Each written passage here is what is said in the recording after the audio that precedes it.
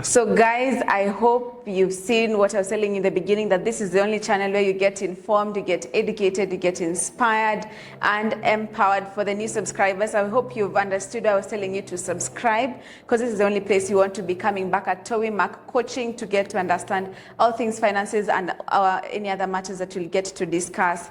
Now guys, I hope you have your pen and notebook. So we are continuing the discussion. There are some principles, the basic principles of financial literacy, and Sammy will, because he's the professional, he'll get to talk to us about some of the principles. There are quite many, so we are going to discuss maybe one or two, and then the others will get to discuss in a video coming at a later date. Now, Sammy, if you could introduce some of the principles. To remind us, what we mentioned about financial literacy is your knowledge and understanding on how you can maximize your cash inflows or your income and reduce expenditure so that you can have some surplus to cushion yourself. So there are several principles of financial literacy, and today I just want to mention one in very basic and simple terms. When you talk about maximizing your earnings or your income, that's a principle. You need to generate income. You need to work hard so that you can get more revenues. In terms of companies, we talk about revenue because it's from business or from any source of income. But for us, we talk about income as an individual or a family. And we mentioned something about multiple sources of income. And that one brings us to another point of passive and active income. Now, we will define those two terms so that they help us understand what is active source of income, what is passive source of income, and what is multiple sources of income. Because those three will help us now know or get the idea about maximizing our incomes or maximizing our returns, especially in business. So active income directly is income from employment. Those of us who are in employment, you get money, you are paid money mostly at the end of the month for most people, or for others, you are paid on a weekly basis, and for others, you are paid maybe on daily basis.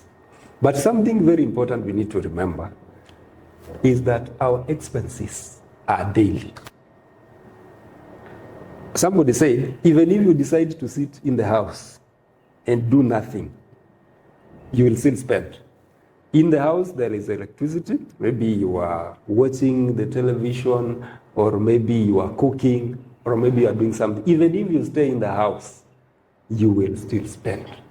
There is no shortcut. As long as you live, you are spending. Mm-hmm. So we need to begin asking ourselves the question, if we spend on a daily basis, then how can we finance those expenses on a daily basis? So that means that at the end of the day, we need to ask ourselves, how can we earn on a daily basis? I know it may appear tough, but there are people who earn on a daily basis.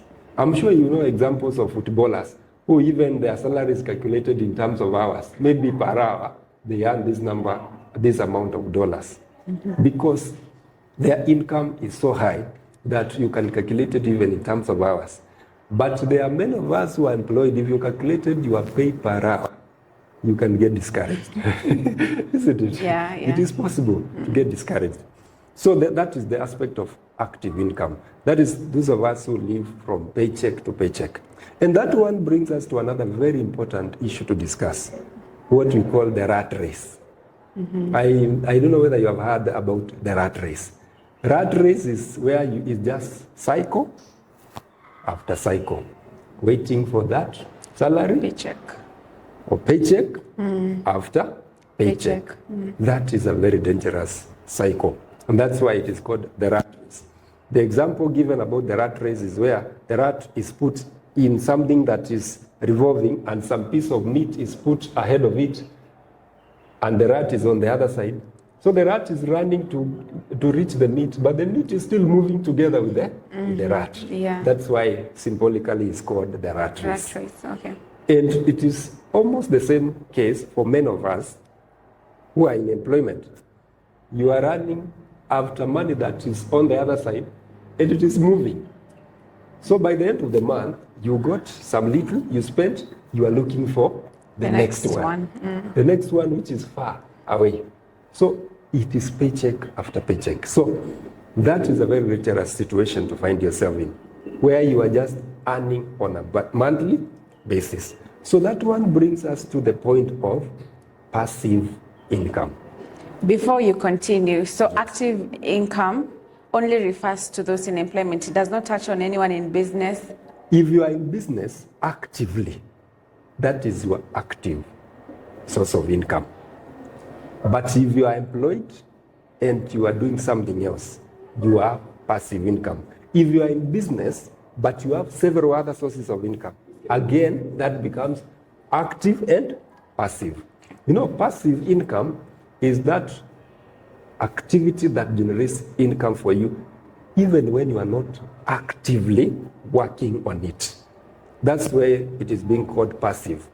Because if it is active income, if it's my business, I'm in the office or in the business doing sales, running it on daily and regular basis. But passive is something that you have invested in that you don't necessarily need to be working on it constantly. For example, maybe at this point I can give an example. If you invest in what we call money market, for example, money market is an investment platform with mostly insurance companies and other finance institutions, where you just invest your money, but they generate returns calculated on a daily basis, and you can withdraw your money maybe in 24 hours. That is one example. If I put like 10,000 Kenya shillings in a money market fund, I'm not working on it on daily basis. But wherever it is, if it is with an insurance company, it's growing on daily basis. It may be a little percentage, but I always say, and I think I mentioned that, don't just put your money in a place where there is no return. Guys who don't have many responsibilities, they just say, okay, I'm earning. They want just to see their bank account growing and growing. You know, the money that was there last month, another more money has been added to your account, and you feel good. And you think you are financially free. You are not, because that is liquid cash. Something can happen that it will just be consumed, maybe a need or some sickness or something. So, in fact, that money should be put somewhere else where it generates more. So that was one example about passive income. So it's a source of income that you are not actively working on. Following up on. And that is where now we begin to build on, so that we are trying to generate income, if possible, on daily basis. So your income flows either on daily basis or weekly or monthly or even quarterly. Daily, for those people who do some mostly casual jobs, you work, you are paid. You wash someone's clothes, you are paid. Weekly happens a lot with Indians, guys who are working in companies with Indians. They pay you at the end of the week. Then monthly, of course, is those who are informal employment. Then, now there are other people who struggle a lot. Mostly the farmers. You know, you plant maybe your maize or beans. You wait maybe 2 months, 3 months, or even 4. For some, it can go up to 7 months. So that tells you, you invest a lot of money today, but you are waiting for returns almost a year. Yes. So you see, that is still a source of income that is not regular. But does it mean that you are not eating? You are eating, you are paying school fees, you are meeting your expenses. So those are the questions you begin to ask yourself. How can I generate income that is regular as much as possible? And that one brings us to that point of, if you are in formal employment, there is something popular we call side hustles. Let me just mention something about what is a side hustle, why we should think about it even when you are employed. One, you need to know that a side hustle is that business or something that can generate income for you when you are not actively working on it. That is what now we are calling passive income. And there are several things you need to know about side hustle. You know, people say, I'm too busy. How can I even manage that? That is very tough. It is true, very tough. But you see, the day that your employer tells you, now we are considering restructuring, that is the time you begin to ask yourself, I wish I did what I needed to do. Remember we said it is all about our mind. You can do it. And somebody said if you engage your mind on something, it will stretch and begin to accommodate that. That's why you can be working, you are studying, and you are managing. Then afterwards you ask yourself, how did I manage? How did I do this? It's because it is the state of your mind.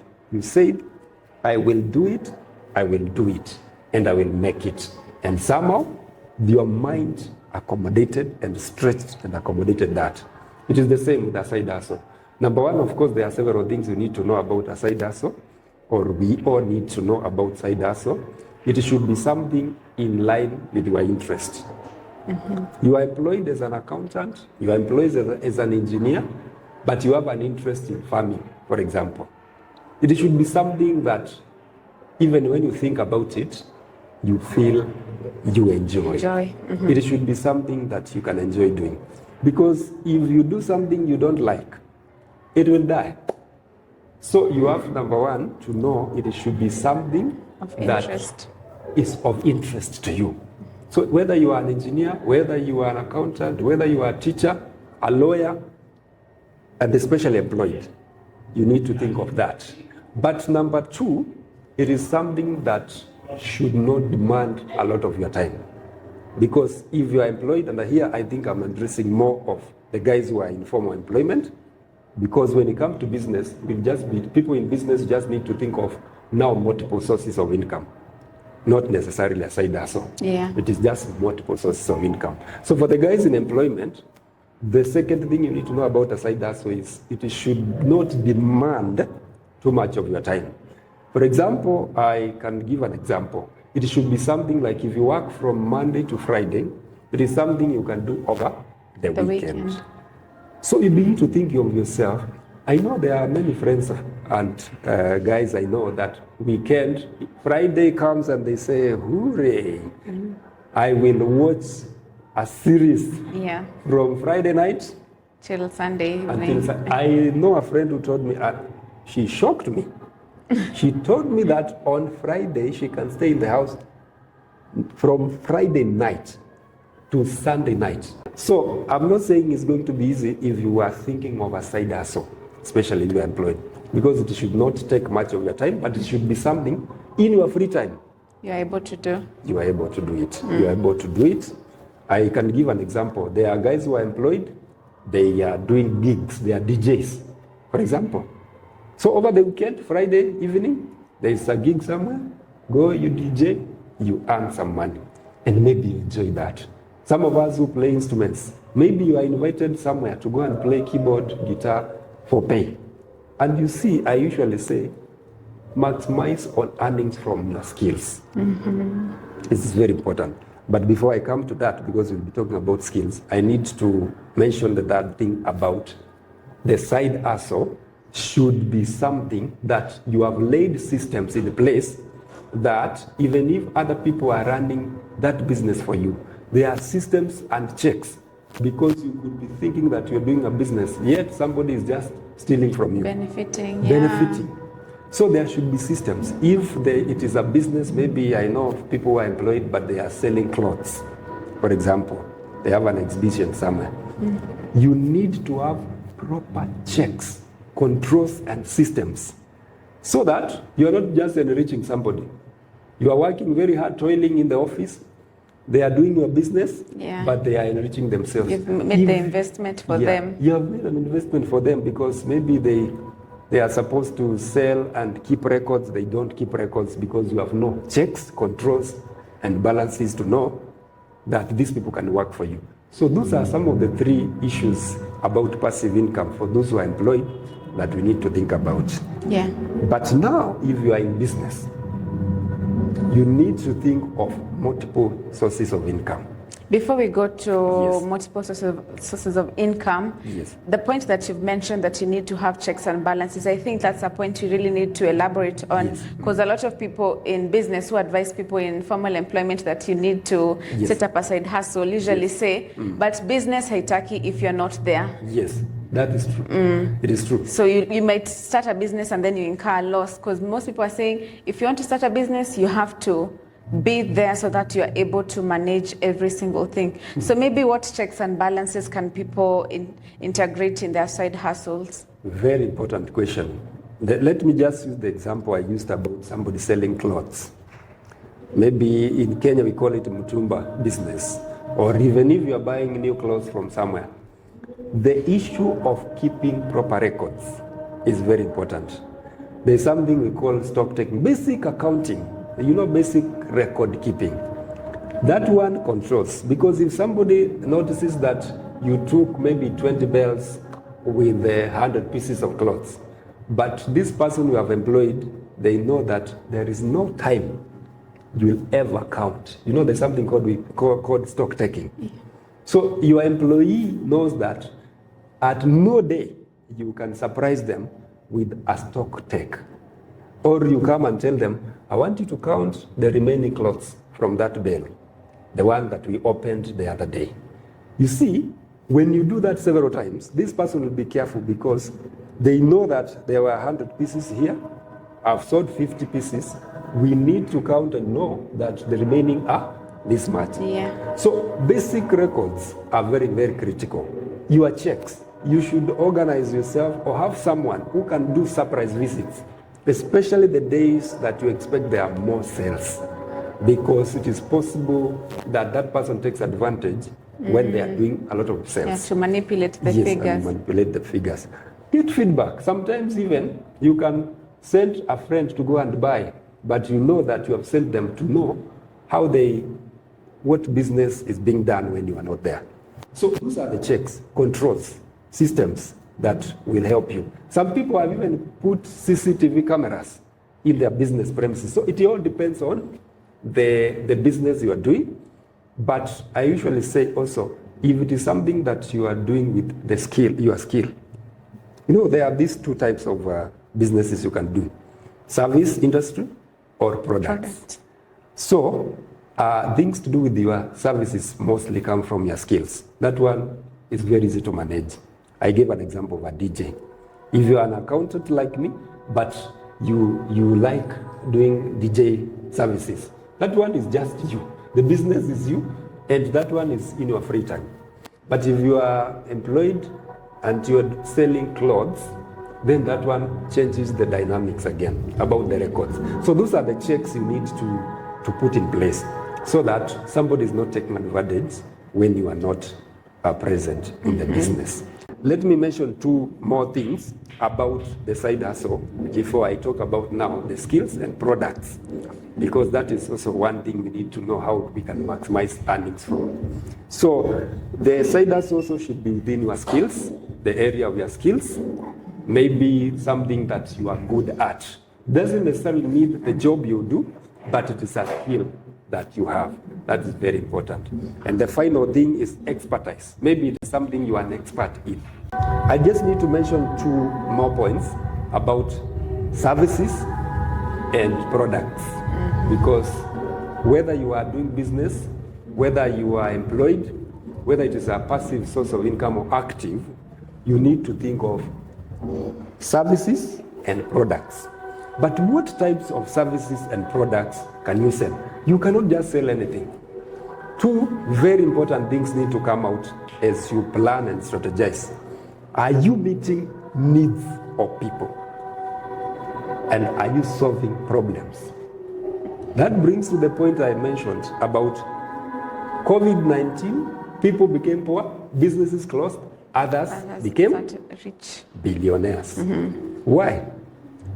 Knowing that you are meeting a need or solving a problem.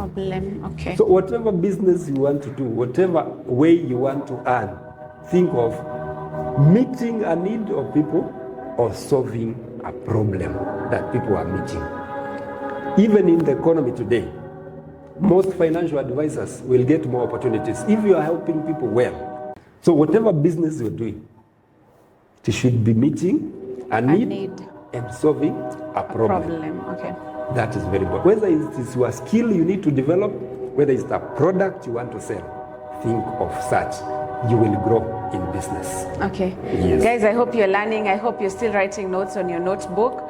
There's a debate that's usually going on whether it's more beneficial to have a product or a service. Yes. Most saying that service have more profit. Yes. Like they say photographers get 100% profit because they're not reinvesting. Yes. Once you buy the camera, all the other money you'll be getting will just be profit. So what are your thoughts on that? So the point here is whether you are in service industry or you are selling products, you first need to ask yourself, there are points we have mentioned about your expertise, your skills, an area of passion and interest. That is also very important. And of course, the systems you need to put in place. You can have a product that is meeting the needs of people, or you can have a product and you package in a way that people are excited to buy from you. So maybe you are in a line of people doing businesses, selling clothes, but just by your customer care, people need that. People feel like our needs are being met. You listen. That's a need. You've gone somewhere and you buy something, and the person is so nice to you, so friendly, and they are even advising you. This is how you use this product. This is how you package it. You can see you want to go back there because of the way you have been treated. The customer service. Customer service. You meet a need. You differentiate yourself in terms of the approach, the packaging, the marketing, the way you take advantage of opportunities. And business is all about winning the mind of the client, customer or the client. So those are some of the dynamics. So service industry, of course, is easier because it may be related more to your expertise and your skills. So it means, and your passion, of course. So if, for example, I am a musician or a cameraman, it is my passion, I am skilled, I have the passion. There is not much investment. It is one-off investment. But products, you remember, there are challenges. You'll go to suppliers. Some of them fail to supply on time. Some of them promise you, they don't deliver. So it has more challenges. As you get into product business, you need to understand the dynamics of supply chain. You know, there's something called supply chain, from the suppliers to yourself to your customers. So remember, all that chain, it has a lot of bottlenecks and challenges. Maybe you had promised your customers that they will find this item stocked. They come and it is not there because the supplier failed you. So product industry has its own complications. Remember also issues to do with taxation. I know that's another aspect we will discuss later. Products, because of something called value added tax, because most of the items that are packaged, they are taxable. They are chargeable to VAT, value added tax. So anything that you package, even if it's milk, it will be charged value added tax. But this is my skill. For example, I'm a consultant in finance matters. I will be charged maybe what we call withholding tax, which is 5%. So those dynamics you have to understand. Product industry has its own complications. Service industry has its own challenges also, but those are the differences. But the bottom line is, let it be something you're passionate about, you have a skill set, you can do it easily. That will save you trouble. So Sami, we've established that a majority of Kenyans are living paycheck to paycheck. And we've also established that the needs are daily, but although the income is little compared to the income that they're getting. So people are expected to start side hustles. So how are they going to be able to manage to raise capital if they are living paycheck to paycheck? Yeah. First and foremost, I would say it is tough. But where there is a will, there is always going to be a way. And somebody said that if you don't find ways to do it, you'll find excuses not to do it. If you want to get into product business, for example, especially if you are employed, because you asked about paycheck to paycheck, it all depends on, number one, how you are working on your cash inflows, and number two, cash outflows. One, there are people who say that their money is very little. By the end of the month, they are broke. But have you sat down, and I know we will touch more on that, because that one falls into issues to do with your budgeting. How are you spending your money? Where is your money going? Do you have something called expenses tracker? There are those applications available that you can track where does my money go from the moment it lands in your bank account if you are employed, or the day you are paid, whether you are casual or you are paid daily or weekly or monthly. From the day you receive the money, you need to have checks and controls of where does your money go, so that you begin to ask yourself, even if your money goes to the right things like food, you know, there is still good food which is not too expensive. Food does not have to be expensive to be good. To be good. That is one. In fact, you can just find that, especially when the economy is bad, most income for households goes to food. Mostly, when the economy is tight, people hold on to their money, they just purchase what they must purchase, which is food. But you ask yourself, what is this we are buying? Let me give an example. There are those of us who know that in Kenya there is what we call unga ya kisiagi. That flour that is just milled locally. You take your maize, maybe 20 kilograms, 10 kilograms, to the millers, the small millers, not the big millers. The small millers in the marketplace, they mill the maize for you, and you just find that you are paid some little money, rather than going to buy from the supermarket the packets. And that's how some of us survive. You buy in bulk sometimes. Mm-hmm. Where do you shop? Do you go to the nearby supermarket, which is maybe 20 shillings extra than going to a wholesale shop somewhere? So we are talking about expenditure, budgeting, and such. So those are the ways now you have to use so that you retain an extra coin, which now you can use to invest in the side hustle. So it all begins the mind and your habits. If you are spendthrift, you will never get money to do a side hustle. Start a side hustle. Yes, it will not be possible. Here it is habits, it is your mindset. When it comes to the service industry, develop your skill, invest your skill in any available opportunity.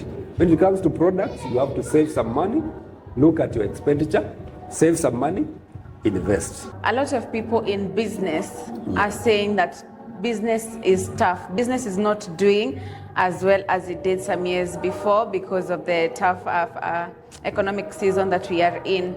That seems like sort of a discouragement for those in employment who already know they have a paycheck to rely on.